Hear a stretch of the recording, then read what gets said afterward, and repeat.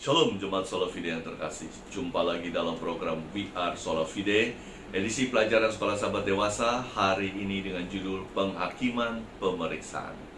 Saudara-saudaraku sekalian, kitab Daniel pasal 7, 8, dan 9 berbicara tentang penghakiman pemeriksaan, khususnya di dalam Daniel pasal 8 ayat ke-14. Nubuatan tentang 2300 petang dan pagi adalah nubuatan untuk umat Tuhan di akhir zaman. Nubuatan ini mencakup rentang waktu yang luas antara tahun 457 sebelum Masehi sampai tahun 1844 sesudah Masehi. Titik awal dari nubuatan ini dapat kita baca di dalam Daniel pasal 9 ayat 24 dan 25. Mari kita buka Alkitab kita semua. 70 kali 7 masa telah ditetapkan atas bangsamu dan atas kotamu yang kudus, untuk melenyapkan kefasikan, untuk mengakhiri dosa, untuk menghapuskan kesalahan, untuk mendatangkan keadilan yang kekal, untuk menggenapkan penglihatan dan nabi, dan untuk mengurapi yang maha kudus.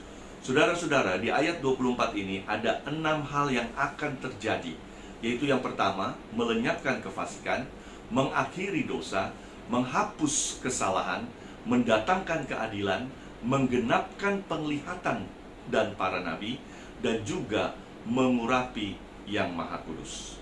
Kita akan lanjutkan di ayat ke-25. Maka ketahuilah dan pahamilah dari saat firman itu keluar, yakni bahwa Yerusalem akan dipulihkan dan dibangun kembali sampai pada kedatangan seorang yang diurapi, seorang raja. Ada 7 kali 7 masa dan 62 kali 7 masa lamanya. Kota itu akan dibangun kembali dengan tanah lapang dan paritnya, tetapi di tengah-tengah kesulitan. Saudara-saudaraku, perintah untuk membangun dan memulihkan Yerusalem menjadi titik awal perhitungan nubuatan 2300 petang dan pagi.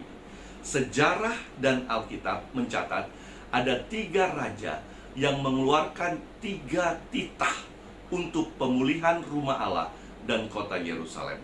Yang pertama adalah Raja Kores. Di tahun 537 dia mengeluarkan titah untuk membangun rumah Allah. Yang kedua, Raja Darius I juga mengeluarkan titah di tahun 520 sebelum Masehi untuk membangun rumah Allah. Dan yang ketiga, Raja Artasasta Longimanus pada tahun ke-7 pemerintahnya, tepatnya di tahun 457 sebelum Masehi, itu berkaitan dengan Esra pasal 7, pasal 11 sampai 13, dan juga Nehemia pasal 2, di mana titah Raja Artasasta untuk membangun kembali kota Yerusalem.